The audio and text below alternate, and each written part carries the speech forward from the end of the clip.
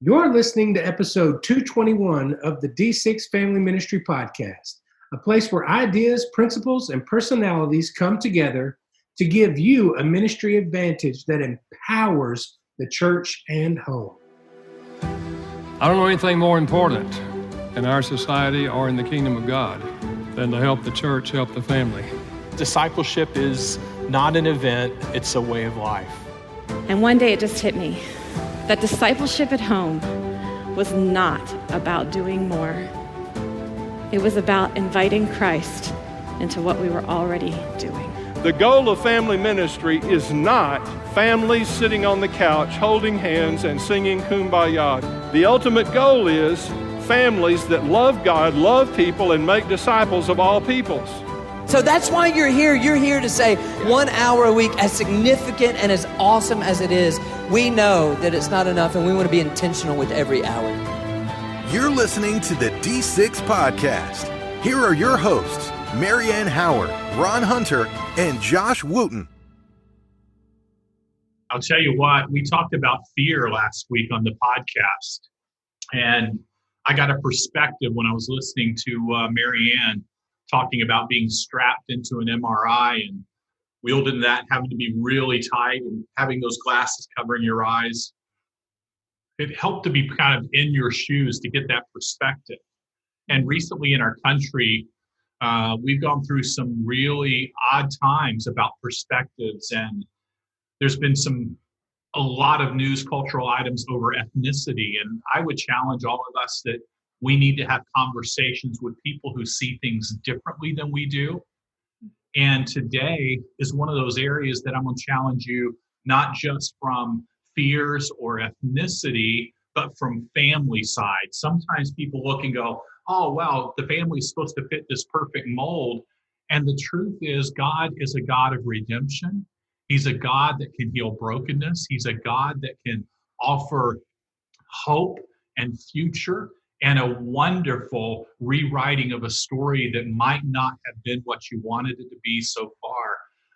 I'm a product of divorce, meaning my parents were divorced. But at the same time, I don't know what it's like as a husband to have experienced divorce. And when we look at ministry leadership across the country, many of the churches hire people who have not been divorced. And therefore, they do not have the perspective of knowing how to minister. And our guest that we're going to be talking to later today is an expert in these areas. And our families are broken. We do have difficulties in this. And we've got to figure out a perspective because we all come from a different walk of life. What about you guys?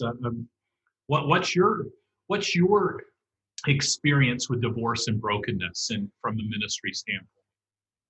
I can greatly appreciate Tammy Daughtry. It was one of those eye-opening podcasts that when I was able to listen, it really shook me a little bit as to hear her and almost the way that she went about it in a good way, because her mission is to be a voice for kids impacted by divorce and remarriage and really help churches to engage multiple family systems and types. And my background is way different. I experienced several different family dynamics and systems growing up. I grew up till I was in third grade with two parents who were married.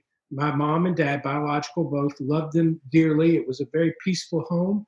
And my dad passed away from cancer when I was 10 years old. And then my mom was a single lady and she started to date again. And so next thing I know, there's, a few guys coming over to the house here and there. And she eventually remarried. So I had a stepdad. And then by the time I was in eighth grade, my mom passed away.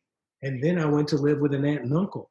And then shortly after that, they experienced divorce. And I lived with, my grandparents for a season. So having experienced several different family dynamics, and to be honest, everybody in my family knew that being our background, me and my sister really needed church. But unfortunately, when I went to church, I really didn't feel like I fit in. I didn't fall under those dynamics. Everybody knew, our situation, and I just felt like oddball out, and I'm very much so thankful for Tammy Daughtry. And even though her story is unique to her, the fact that she is speaking and being a voice for not the voiceless, but those that may not know how to say what they need and verbalize what they really need from a church and a ministry. And when it revolves around kids and students or family ministry, she has made it her mission and passion to engage these groups. And it's just so it just warms my heart because she wants to help hurting parents make healthy parenting decisions and realizing, there is a lot of different systems and family dynamics at play that as a church, sometimes we just don't know that we're there. We're good people, but we all have blind spots, and she'll share a little bit about that. But I'm glad that she is bringing a light to those areas. I think I want to go back to that word perspective. Every time I listen to Miss Tammy, God uses her to really tune my heart into some areas in my ministry. And, as a ministry leader, it is a value of mine to partner with parents. But we as ministry leaders have to be careful that we're not just picking and choosing which parents we partner with. And that single mom needs a friend. That single mom needs connection. That single step parent needs, there may be a stepmom or a stepdad situation. They're trying to figure out how to love these kids that aren't theirs, but are theirs. And there's just so many dynamics. Josh, I love your story, and I love how God has used you. You're one that's going to have the radar for those types of situations in ministry. I think we assume a lot of things about family dynamics, and Miss Tammy has such a beautiful view of God restoring brokenness to beautiful. And it helps us tune our hearts. She's super creative and strategic, and we've got to be that way with our resources and with our communication. I have girls in my ministry that are from divorced homes, and they're with me every other week. They're not with me every single week. And so I want to keep them connected to my ministry, girls especially. I mean, girls, they need that connection, and when they feel like they've missed something deep, they feel left out and on the outer circle. And so I've got to do my part and have my team very, very aware. Make sure you text that student this week. Make sure you check in with her mom this week. Make sure you check in with this week. That you almost have to have a whole different communication strategy for kids from different family dynamics. And so I think this is just going to be a super valuable resource for all of our ministries to just make us aware of ways that we can be good partners of all family dynamics represented in our ministry. Let me ask the two of you, you're in local church ministry week in and week out. How do you, and I know there's an obvious answer, but I want you to kind of spell this out for the volunteers and the teachers out there who may think this is an awkward situation. How do you identify when a new kid shows up at your church, whether it's a child or a teenager or whomever? How do you identify that they are a child of a broken family? And they, if they're there one Sunday, they're not there the next Sunday. How many Sundays, by 2 to 3, 4 Sundays in, should you have identified that, hey, they're from a broken family? They have no control. Josh, you had no options. You just had to show up to whatever church you were taken to, and that's who you're ministering to. How long should it take you to identify? How do you identify them? Well, we have systems in place to, of course, with our check-in systems and teams, and we monitor new guests. And not monitor, we make a list of all first-time guests and second-time guests. And we pay attention to those little details, things like last names that may be different, and with the advent of Facebook, I'm a good Facebook investigator sometimes. If I can figure out what's going on, usually, because we always write handwritten notes to our first and second time guests, but, thanking them for joining us and just reaching out, making sure they know that we are here to help support them, encourage them in any way that we can, and try to be as warm as possible. But our kids classes typically start off with a little connection time. We either play what I like to call mad, sad, glad, or high-low within the confines of our kids program, just so they can share a little bit about themselves. And usually if they're new, they'll be like, hey, why don't you tell us about yourself, where you go to school, where do you live, and about your family a little bit if you want to, and just gently, not to embarrass or anything, but just gently try to, get that information so we can best minister the best way we can. I agree with I agree with Josh. I think just being strategic with the way you gather information with attendance and those kinds of things. I think that you and your ministry team need to be looking at that information monthly. And we have a lot of conversations and evaluations, just thinking about our kids, praying for our kids. We lean it. Listening is so valuable to kids and to teenagers. Being strategic with question asking and listening. I think as we lean in and listen, if we ask the right questions and listen, you will be aware of what their family dynamic is and what their needs are. They really are shouting their needs, just in different ways. You have to speak their language, or at least understand their language. And so I think that's an important part of knowing how to love them best, is to listen, remember details. There is nothing more powerful than volunteers and ministry leaders remembering details about a teenager that wasn't there for 2 weeks, or when they're there every other week. I think something that I try to really work hard at is looking at that student in their eyes when they haven't been there the previous week, saying, "We missed you last week, but we're glad you're here this week." I mean, that's all we can do, is make the best and the most of the opportunities we have them, but also being very strategic about reaching out to those parents. I mean, just calls and texts, we're just checking in. Cold calls is a great old school way to minister. So when you look them in the eye and you say, "We missed you last week, we're glad you're here this week," I want to kind of bring up this idea of church and home. The reason why we have always emphasized church and home, if that child can only come every other week, if we're not giving them resources to take home during the week, that means they've had 2 weeks without daily walks with Christ. If the only way you're disseminating discipleship is when they're in your presence in church, that 1/168 fallacy is following you, and now it's more like 1/2/168. We divided that tiny fraction into even a smaller portion. And so, one of the areas that we've always looked at with our D6 curriculum is that you need to purchase the at-home devotional pieces, and that student can continue to track with your class even when they have to be away with mom or dad on the opposite week. And then when they come back, they don't feel like they've lost 2 weeks of material. They have tracked with you the whole way. And in fact, we've started something new last year called Measure What Matters. And it's designed for kids of broken families as well as the kids who are there every single week. So when Ethan walks back into the classroom, he goes up to the attendance chart, and that's what this thing is kind of like an attendance chart. But instead of measuring, and by the way, I know our guest next week is going to talk about this. What is the measurement here? But instead of measuring the attendance, the Bible brought, was I on time, all those traditional measures that we measure, this one simply says, hey, did you talk about the lesson or talk about what you read in your devotions with somebody, parents, grandparents, classmate, coworker? Did you read your devotions each day, Monday, Tuesday, Wednesday, Thursday, Friday?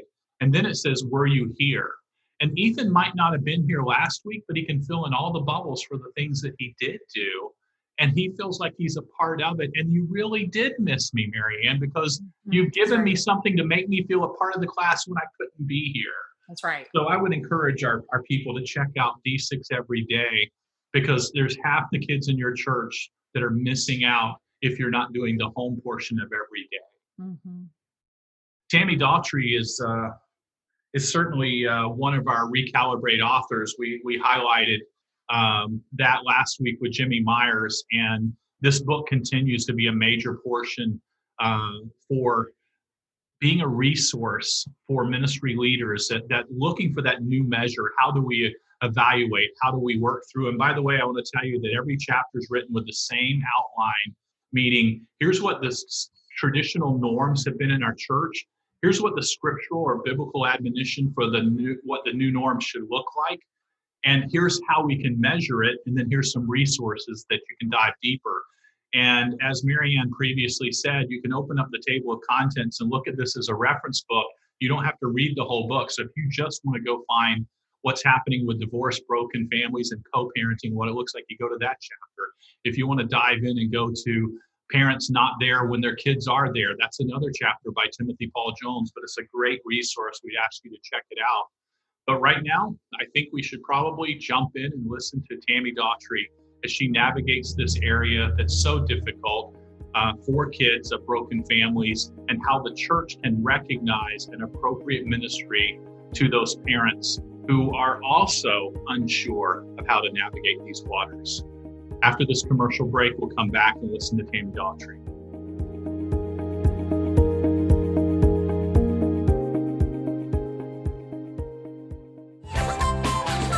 Hey everybody, it's your good friend Pastor Steve with the Elements Kids Worship team.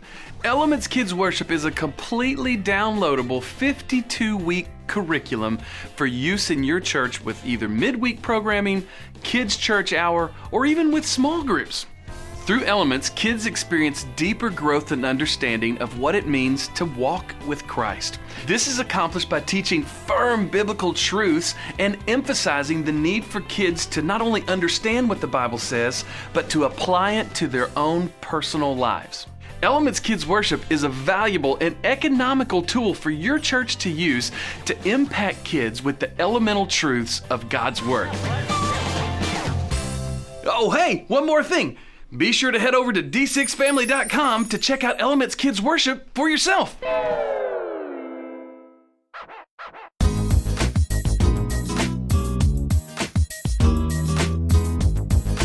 Well, hey, we have Tammy Daughtry back with us. Tammy, you have been on this podcast multiple times. I think you are a full, legit friend of D6 at this point, man. Well, thank you, Jeremy Lee. And I was a full, legit friend of yours before we ever did this. So that's right. That's my claim to fame. I've been a Tammy Daughtry fan for a while. Well, I've been a Jeremy Lee fan even longer. Okay. Enough. Let me introduce you to those who don't know you, though. Tammy is a national advocate for kids in complex families. Hey, that's a new sentence, and I like that. Thank you. Yes, it's complicated. She's the author of Co-Parenting Works, great book, Helping Children Thrive After Divorce, and the executive director of the digital resource One Heart, Two Homes, another great resource. Tammy speaks about what kids need when parents are raising them after a divorce, in a step family, or when parents are not married. She's been featured on over 50 media outlets, including this podcast. Yes. The best one, right? Absolutely. Well, and also this thing called Focus on the Family. That's a pretty good one, too. Well, everybody's awesome who wants to talk about this, and I really do appreciate it. So thank you, Jeremy. Hey, so while you're here, you're leading a ton of seminars on the topic that you specialize in. And you're helping church leaders engage with multiple family systems and types. Yes. One of my goals here is to kind of let our listeners get almost like a free pass into the D6 conference. So if we all came to your seminar, what would we be hearing? Give us that Cliff Notes version. Sure. Well, one of the workshops I did yesterday was called One Heart, Two Homes, understanding what kids need from co-parents when mom and dad are not together. So we talked about some practical things like how do you do handoffs? And, some people think that's a football term, but with kids, when mom and dad are in two homes, that's when they exchange them, maybe on a Friday night, a Sunday afternoon, etc. So we talked about some practical things on how to make that really positive and less stressful for children. We also talked about the 5 categories of co-parenting, which there's actually some science behind that they've researched and looked at that help parents kind of navigate where are we, where can we move to, because most parents, even if they don't get along, they're not together anymore, they really love their children. I have never, ever met divided, divorced parents who want the worst for their kids, right? They may not get along anymore, they don't like each other, but they always love their kids. And so what we're trying to talk about in any of these conversations is how do we help these hurting parents make healthy choices for their children? And all of that goes back to how do they act when they're around each other? How do they exchange their kids? How do they show up at ball games and ballet recitals? So a lot of this is practical knowledge, but also for the leaders, trying to help them think about how do we engage with the families in our community and how do we help them feel welcome? Little things like Mother's Day and Father's Day. I'll talk about that today in the Recalibrate workshop I'll do, is little things from the pulpit. Pastors can really help single parents feel welcome when they include them on, Happy Mother's Day. We want to say, Happy Mother's Day to the single moms, the stepmoms, the adopted moms. There's lots of moms in our congregations, single fathers, stepfathers, lots of kinds of dads these days. So we're talking about all those complexities in families. So It's a deep dive, but trying to at least talk about the top of the iceberg, and then point people to resources where they can go deeper. So like the cool Recalibrate book, really excited to be in that, and I know releasing during D6. Woohoo! I know we'll get more into that in a minute, but let's just go ahead and get into it. You were one of the co-authors on that book. Tell us what you covered there. Sure. Well, I was really excited when Ron Hunter contacted me. My chapter is called "The Picture Frames Are Different, but Single Parents and Step Parents Are Families Too." Mm-hmm. And that chapter really kind of unpacks a compassionate look at the complicated family. Some people just assume that single parents are just divorced parents, right? But there's a lot of different ways people find themselves in a single parent family. Many come from the loss of their first mate, could be through death. Specifically in my story, I'm remarried, but I married a widower. He lost his beautiful bride that he was happily married to for 21 years. And many people may have seen him sitting in his church before I knew him and assumed he was a divorced dad. But he wasn't. He was a dad who'd lost his wife to death. And there are different layers of grief that come from being a single parent from death than divorce. So we talk about different ways we identify the losses that these single parents have gone through. Then we also talk about different versions of step family. And in a short workshop and a short chapter, we can't go too deep into that, but step families, there are a lot of different ways that they're formed, but one common denominator that they have as well, somewhere in there's been a loss. Kids have either gone through a death, a divorce, or the loss of a parent.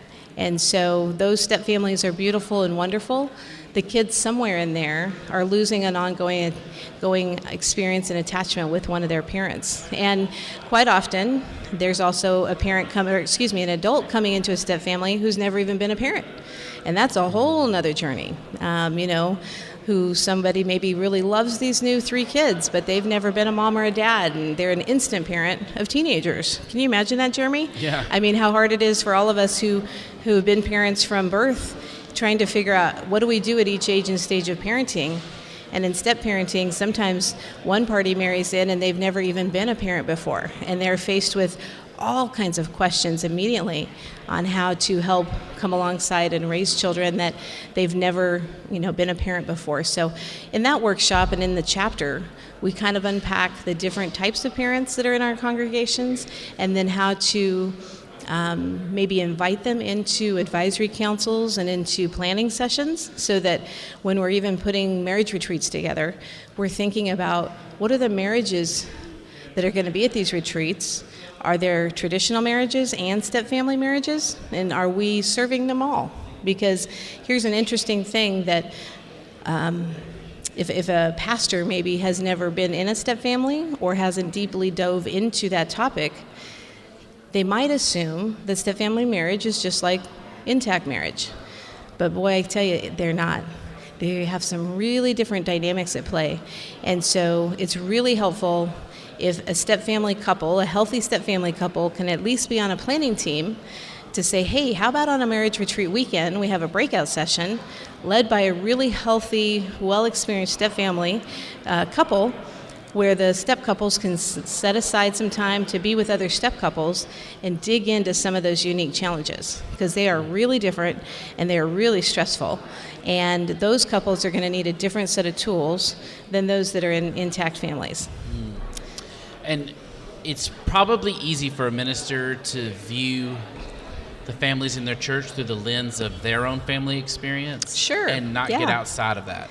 Well, and that's a blind spot that anyone would have, right? That's one of the subtitles in that chapter, is that wonderful churches have blind spots. We all do. Wonderful people have blind spots. We don't know what we don't know. And so that's why I was thankful that I was able to put some of that information in there, just to help bring up some important topics, so that hopefully leaders will kind of step back and ask some questions of how they're doing in their church.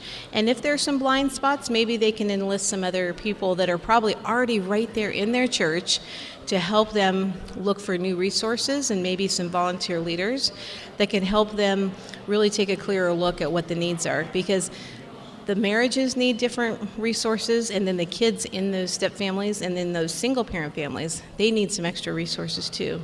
And I tell you, there's one great little idea I want to say real quick back on the step family topic. There's a church in Nashville that they were phenomenal. Two things that one of the youth pastors did. He had on purpose, well, I won't say his name because he'd be embarrassed, but we'll just call him Joe. Pastor Joe, youth pastor for years, he, behind the scenes sort of, had a little fund set up that he purposefully and intentionally asked some of the very well-resourced families in the church if they would donate money on purpose for some of the single-parent kids so that they could always go to camp, go to retreats, get the T-shirts, get the things that other kids were always participating in, because he knew some of the families in the single-parent families weren't able to afford. And so he would, on purpose, ahead of time, before he even passed out registration forms, he would talk to some of these well-resourced families to intentionally ask if a handful of kids could be taken care of. So there were a few people in the church that he always did that for ahead of the game, so that then those kids didn't have that awkward situation of, oh, I know we can't even afford it. I'm not going to ask my dad. I'm not going to ask my mom. And so behind the scenes, he just did that. He just connected dots because he knew these kids, there was no way they were going to get to go to camp. There was no way they'd get to go to fall retreat. And so he would do that on purpose to make those things happen. And it wasn't a lot of money, and he didn't have to do that, but he just did it on purpose to make sure those kids never missed out. That same church, they had a Sunday school, adult Sunday school class, a really big class, and they did what was called a double lunch. Well, a double lunch was, I think it was once a month, they would bring in a big batch of food on a Sunday and invite all the single parents into the gym, and they would basically just eat and fellowship. No big planned program, but just a double lunch. So the Sunday school class of married couples would sit together and they would fellowship and talk, and all the single parents would sit and talk and have fun. Their kids would run around, they'd eat, and it was super simple, and it was just a lot of food and fellowship. But guess where I, as a single mom, met my now Mr. Wonderful husband? I met him at the double lunch. Hey! I didn't know that's what it was, but I went in to speak to a bunch of single moms and was invited to this single mom lunch to give out cards for free counseling when I was becoming a counselor. And at that double lunch is where I met my now Mr. Wonderful, Tammy Daughtry. Wow. But I found out that for 2 years behind the scenes there, this wonderful Sunday school class had a heart for single parents.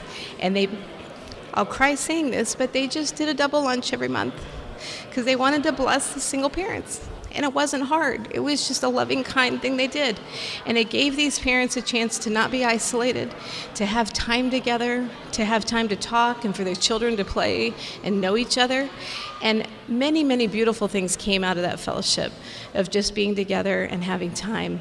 And I'm so grateful for that church and for that double lunch, because that was the time and the place that God brought my husband and I together. And now 10 years later, a beautiful family and a beautiful ministry. So a couple little ideas that churches can do, just practical things, right? To connect and bless and do life with single parents. I mentioned before we left that we were going to talk about 5 categories of co-parenting, but I'm going to go ahead and ask for my personal advice first, be selfish. Uh-oh, okay. I have, as I get older, I have more and more friends that are asking to meet with me and then wanting to let me know that they're about to or in the middle of going through a divorce. I want to hear from an expert, and I want you to tell me and then let all of our listeners eavesdrop in, what is my best way to respond in that moment? What can I say that will be empathetic, loving, and supportive in that moment? Wow. You are putting me on the spot. Well, first and foremost, of course, I would want to ask the question, have they done everything they can do to save that marriage? I think sometimes today, people definitely walk away early and easy. So I guess, not that because I guess the first thing I'd want to say, and I always say, though we cheer for divorced parents, we don't cheer for the idea of divorce. So we first would want to ask, have they gone to marriage counseling? Have they have they gone and sought help from a trained marriage and family therapist? Because sometimes what may seem impossible to overcome, even a marriage where there's been an affair, or there's been addiction, there's been very difficult circumstances. I know many, many marriages that have overcome that.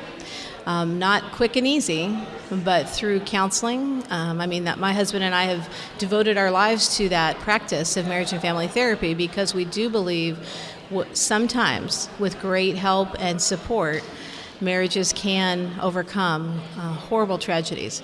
So that would be my first question as a loving friend, someone they trust and they confide in. Have you truly, will you be able for the rest of your life to say, I gave it everything I got, including time, resources, and the investment in significant counseling?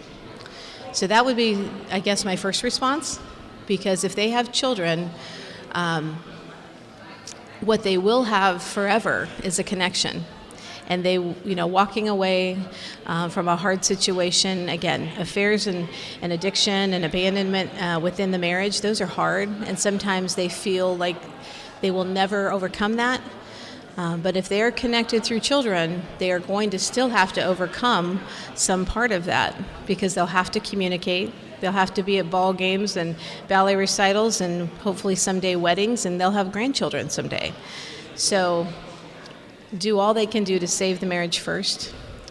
And if that is, if they say yes, we have, and they can tell you clearly they have, and they've been to a counselor who is well-seasoned and trained, then again, if there are children, I would say they definitely need to go through a true process of getting help for co-parenting. And before they even tell their children that they're going to get divorced, personally, I'd love to work with them because the children will never forget the day they learn of the parents getting divorced.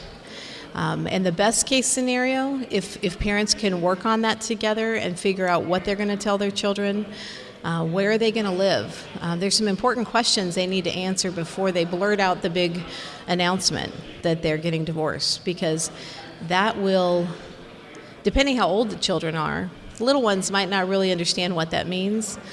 Children 8 and up, they've got friends that are divorced, in divorced families. So they're going to have a lot of questions. They're going to need to have answers. And a lot of times parents, one or the other, will kind of drop that bombshell and not have answers as to where people are going to live and how things are going to happen. And then children, the turmoil of that will be much bigger than it needs to be. If parents can slow down and figure out what are the things we need to know, how can we tell them together, that can make it a little easier on the first season of that. But I would say the journey of co-parenting has got to be done carefully, and the hope for that is that if the children can always know that they have the freedom to love you both, that it is not a war of loyalty, and that over the lifetime they could look back someday and still say that I had a good childhood and I had 2 parents that loved me, that never put me in the middle. That would be the long-term goal. But the first 2 years post-divorce, and I talk about this in my co-parent book, the first 2 years are the hardest first 2 years. Everything's going to be hard. But the good news, the research shows us, is that over time, you can adjust well post-divorce. And I know that sounds scary and kind of actual I remember reading that research in grad school thinking, what? You can actually adjust well to a divorce? And I'm not saying that because I'm cheering for divorce, but it was almost kind of good to know, because I think parents need to know you can get stable after a divorce, because if you're a parent, you've got to get stable. Your kids are going to need you to get it together and to emotionally and spiritually and in all ways be able to continue being a stable, healthy parent. But it's a hard road, and you're going to need a support team. You're going to need people in your corner, not to throw gas on a fire against the other parent, but to help hold you together spiritually, physically, and emotionally. So So that's a really big question you've just landed in my lap, Jeremy. Hey, got to keep it interesting for you. But I would say, honestly, if you have friends in that situation, divorce care is a great place for people to go. It's a 13-week journey. Most churches around the country offer it. That's a great starting point. But if they have children, I really, really encourage them to find either a church or a place that offers the One Heart, Two Homes resource, because it will help them have a roadmap on how to co-parent. And the co-parent journey is going to be a lifetime journey. And the earlier they can realize we are a parent team forever, the healthier their children will be. Well, I am so glad I asked my selfish question first, because we've run out of time for all the other things. So if you guys want to know about the 5 categories of co-parenting or the 6 risks for children of divorce, you just got to come to the D6 conference, right? Or look up Tammy Daughtry. Listen, guys, this and this is genuine. You taught me. I've told you this before. You taught me that term, co-parenting.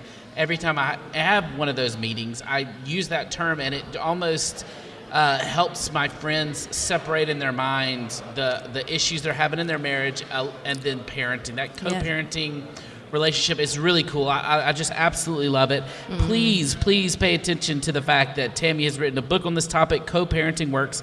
There's also great material out there, One Heart, Two Homes. You can find all of that at their website, coparentinginternational.com. Tammy Daughtry, thank you again for being with us. Well, thank you for being you, Jeremy Lee. You're awesome. God bless you.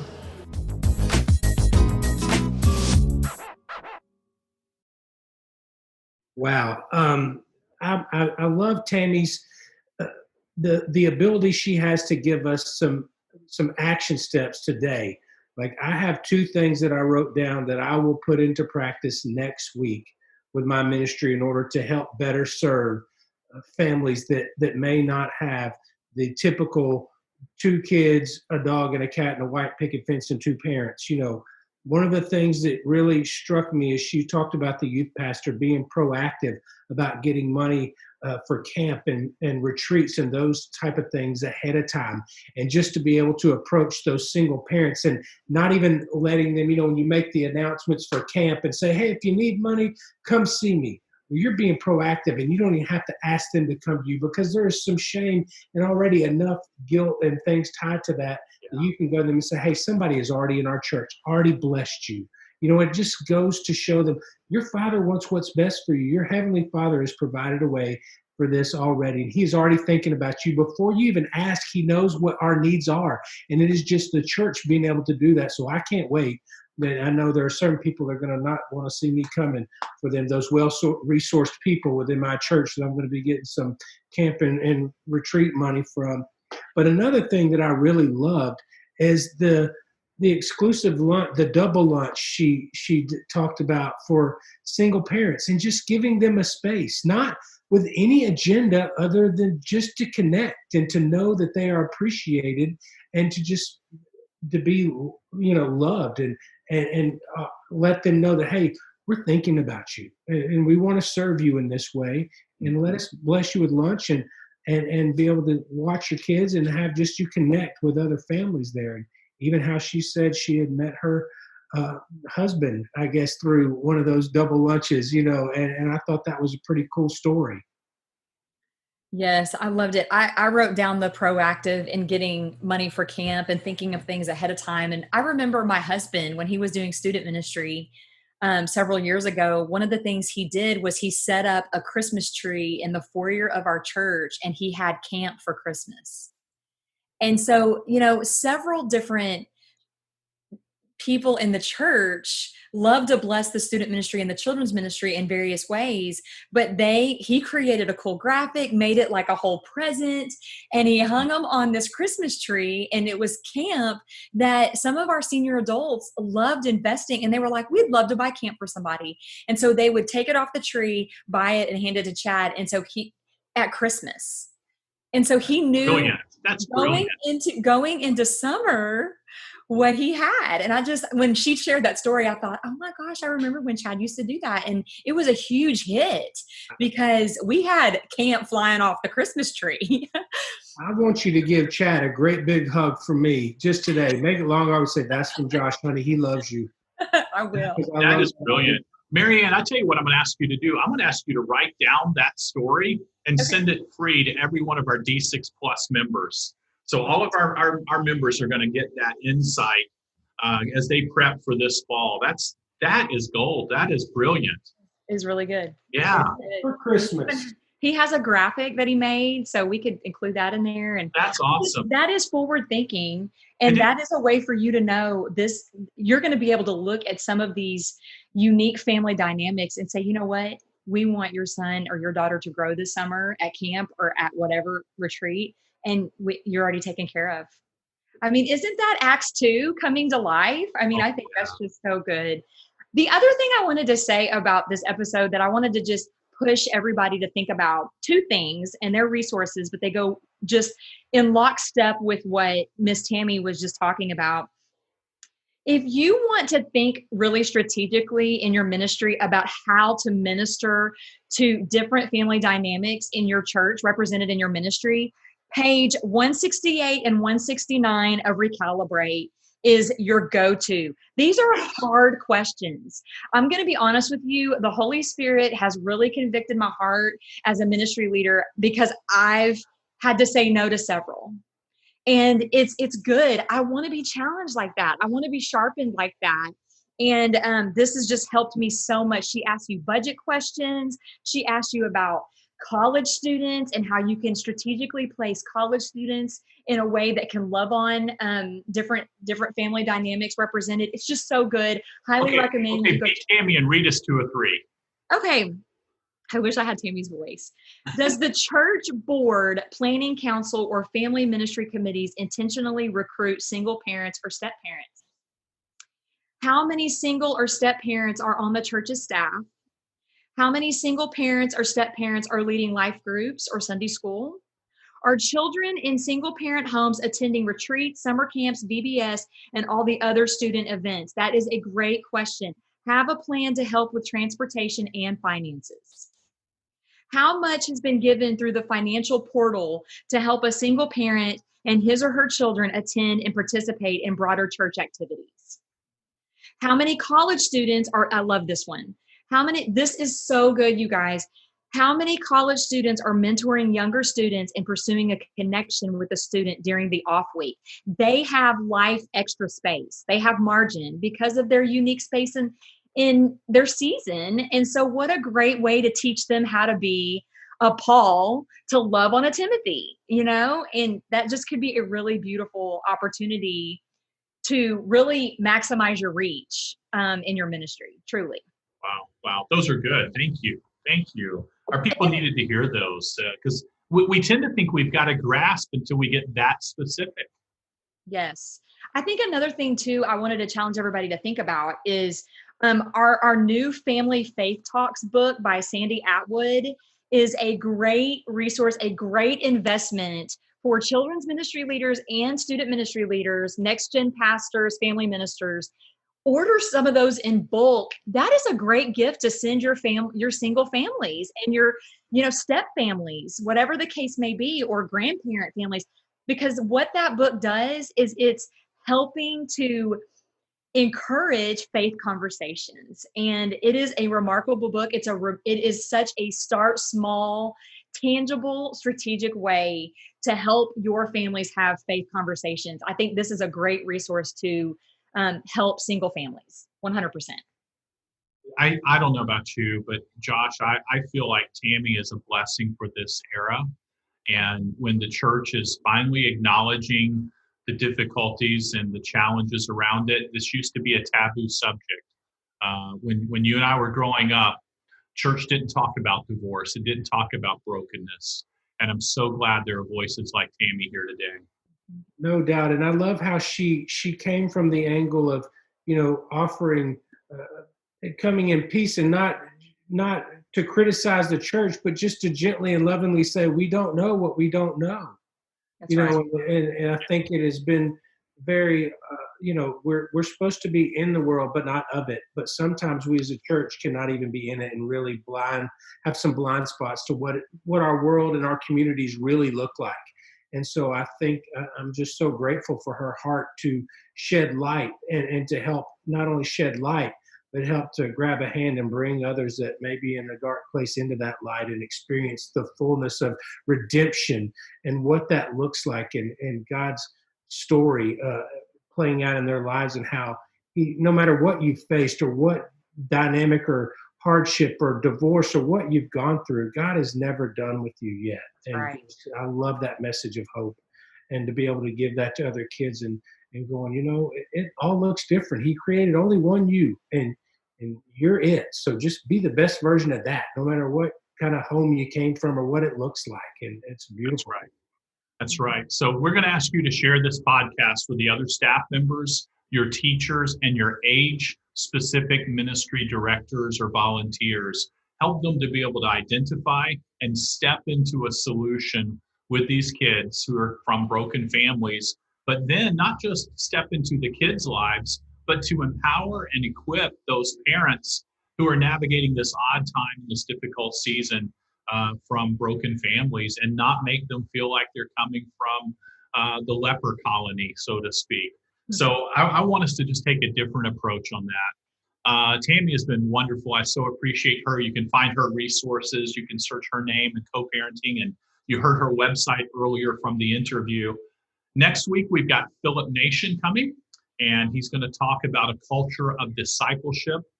And not that you wouldn't normally, but I'm going to challenge you to pull out pen and paper, because there's going to be some quotable quotes come out of Philip's mouth in ways that you will go, oh my word, okay. And he says it so succinctly. And he's going to talk about a metric that matters and how do we look at things from a different side. He is a strategic thinker, but he is so practical. Can't wait to hear from Philip Nation. Until next week, we want you to be looking for ways you can step into the solution base for those broken families in your church and be a way to most encourage them. We'll talk to you next week. Until then, take care. We're praying for you.